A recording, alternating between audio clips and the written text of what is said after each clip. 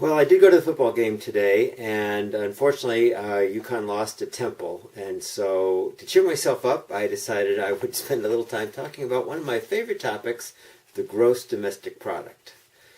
Every month, the Bureau of Economic Analysis issues a release. It looks like this, which you can download off of Husky CT or off of bea.gov. Of the gross domestic product for the previous quarter. It comes out at the end of the month. At the end of August, which was at the end of July, which was the first month of the third quarter, we got the preliminary report on the second quarter. And then they issue a revised at the end of August. And then at the end of September, which is the one we have here, September 27th, they issued the third revision for the second quarter. So the GDP comes out every month, but it's really each quarter, in effect, comes out three times. Because as the quarter goes along, they collect more data and are able to come up with a better picture of exactly what happened in the previous quarter. And so it says that in the second quarter of 2012, gross domestic product increased at an annual rate of 1.3%. So we'll talk about that for just a second. First of all, we're talking about at an annual rate. So this means that, in fact, the growth in the second quarter was about 1/4 of 1.3%. They multiply that by not quite exactly 4. There's a equation for annualization. But the idea is that if the gross domestic product grew at the same rate during the whole year as it grew during the second quarter, GDP in that year would be 1.3% larger than it had been in the year before. In terms of the level of GDP each quarter, the numbers are released at what's called a seasonally adjusted annualized rate.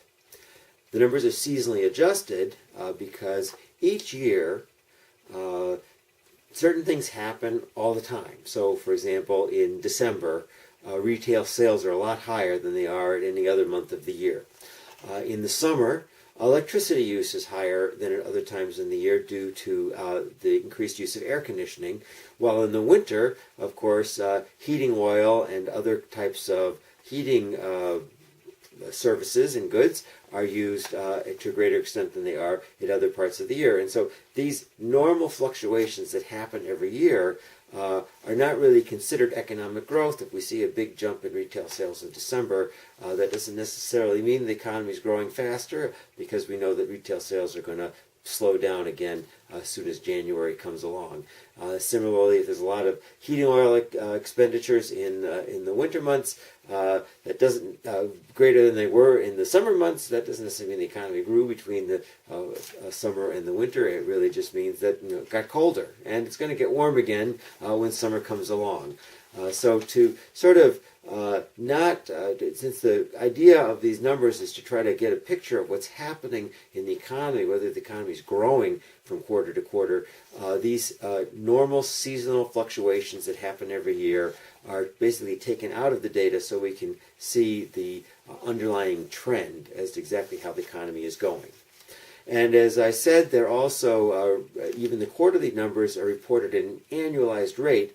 And that's to make it possible to sort of, first of all, again, see if the economy were to grow at this rate, or if the amount of economic activity were to happen at this rate for an entire year, how big would the gross domestic product be in that year.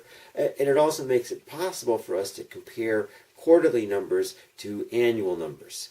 If you looked at the homework, I only asked you to look at the annual numbers. So to just look at the numbers for 2011 and 2012 and whatever other years I asked you to look at. But this release is going to show you both quarterly numbers and annual numbers. Of course, your trick is to go through this report and just find the annual numbers that I'm asking you for. But when you see the quarterly numbers, understand that the quarterly number isn't just a quarter the size of the annual number. that they have actually taken the quarterly number and are reporting it as an annualized rate for comparison purposes.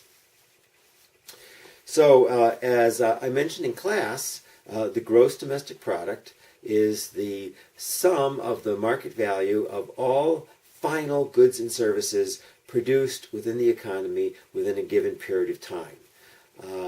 It is the gross domestic product. Gross means it includes all activity, and it is just a sum. This could be compared to what would be a net national product, which would be the gross domestic product, and then you'd subtract out any depreciation. So the difference between gross domestic product and net domestic product would be depreciation.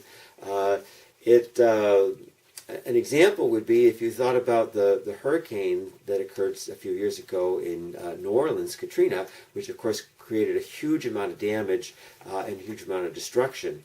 None of that destruction is actually subtracted from gross domestic product. So in a ironic twist of the way the economic statistics work, Katrina has actually helped boost the gross domestic product because of all of the construction activity and the repair work that occurred in the aftermath of the hurricane.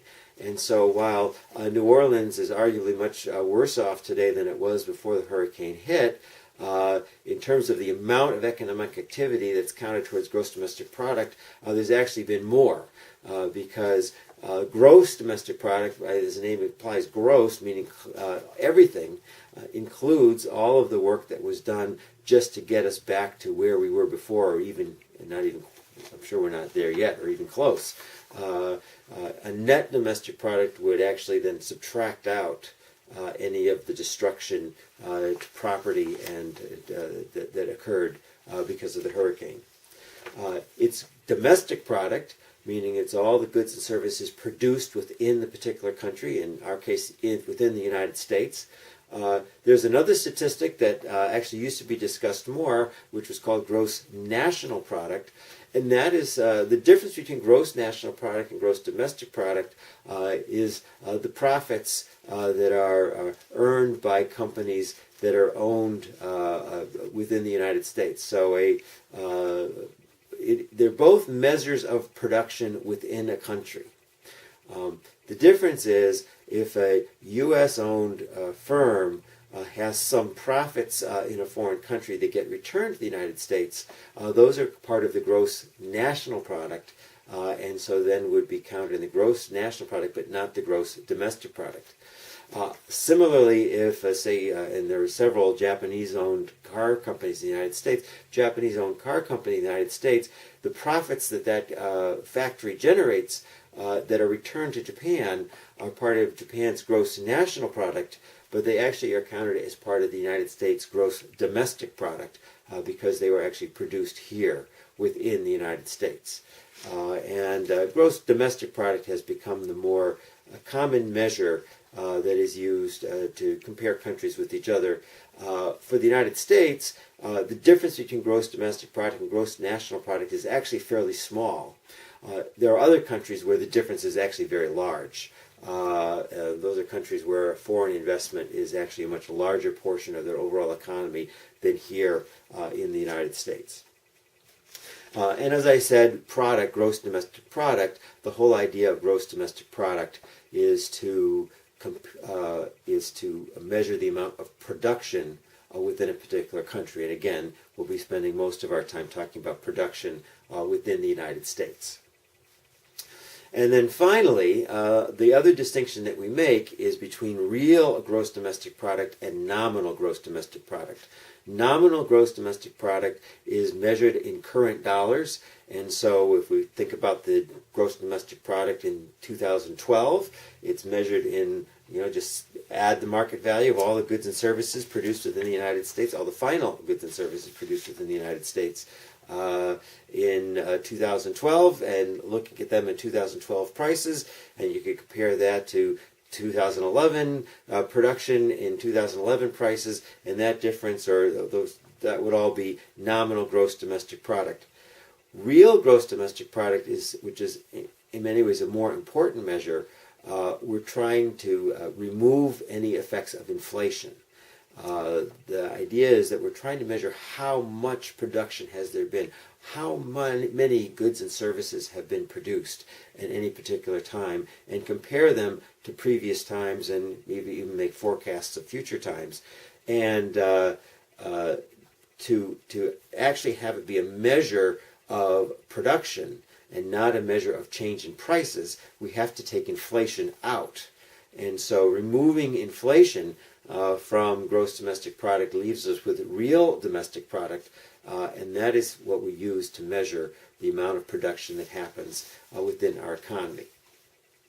So I gave an example in class, and I will now show one here on the board. And of course, there's one for you to work out in your homework as we try to figure out the difference between gross domestic product and real and nominal gross domestic product. Of course, the difference being that we're taking inflation out, and the term that we use for the difference between real and gross domestic product is the deflator. So we're going to deflate